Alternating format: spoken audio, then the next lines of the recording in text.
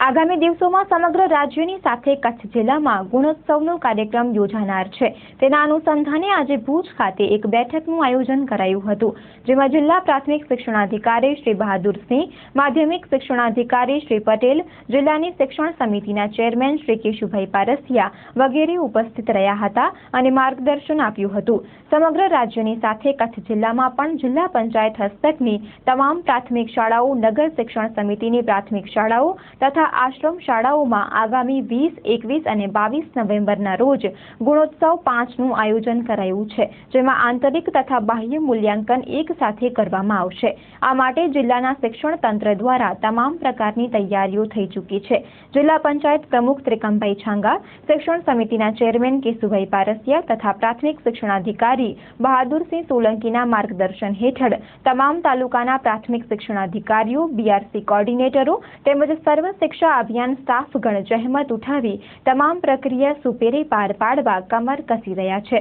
ગુણોત્સવના આ ભગીરથ કાર્યમાં શિક્ષણ મંત્રી ભૂપેન્દ્રસિંહ ચુડાસમા, કુટીર ઉદ્યોગ તથા ગૌ સંવર્ધન રાજ્યમંત્રી તારાચંદભાઈ છેડા, સંસદીય સચિવ વાસણભાઈ આહિર, સ્થાનિક સત્તા મંડળોના ચેરમેન ઉપરાંત રાજ્યમાંથી 17 જેટલા અધિકારીઓ જોડાશે। પ્રત્યેક રૂટમાં એક અધિકારી, પદાધિકારી સાથે એક લાયઝન અધિકારી સાથે જોડાશે, જે દરરોજ એક શાળાનું મૂલ્યાંકન કરશે। જ્યાં બાહ્ય મૂલ્યાંકનકારો નથી જવાના, ત્યાં શાળાના આચાર્ય અને શિક્ષકો દ્વારા સ્વ-મૂલ્યાંકન કરવામાં આવશે। આ માટેનું તમામ સાહિત્ય પણ શાળાઓ સુધી પહોંચાડી દેવાયું છે। આ અંગે જિલ્લા પ્રાથમિક શિક્ષણાધિકારી ચંચળ ન્યૂઝ સાથે વાત કરી હતી।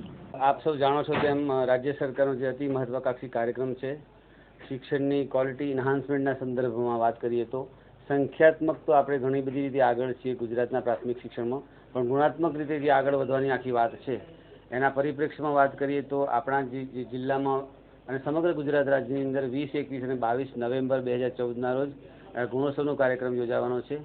અને આપણે એક શાસનાધિકારી છે અંજારના શ્રી કારિયા સાહેબ, અને આ બધાના સહયોગથી આપણે ગુણોત્સવનું કાર્યક્રમનું આયોજન કર્યું છે। 2, 3, 4 અને 5 આ જે ધોરણો છે એની અંદર વાંચન, લેખન અને ગણનનો ટેસ્ટ લેવામાં આવશે બાળકોનો, અને જે 6, 7 અને 8 ધોરણ છે એમાં તમામ વિષયોની એક ભેગી 100 માર્ક્સની કસોટી લેવામાં આવશે, અને આ કસોટી OMR ટાઈપની પરીક્ષાની હશે।